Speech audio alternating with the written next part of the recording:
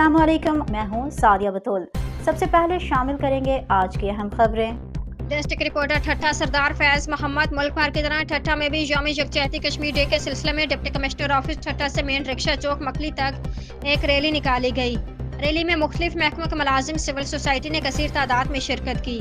Rally की सरबराही additional deputy commissioner one Ghulam Dastgir Sheikh, district education officer Noor Sarai, additional director social welfare Khudabakhsh Bharani, Hameed मेहरानवी व दिगर ने की। रैली में मुख्तलिफ महकमों के मुलाजिम, स्कूल तलबा और असातिज़ा, सियासी और समाजी शख्सियात ने कसीर तादाद में शिरकत की।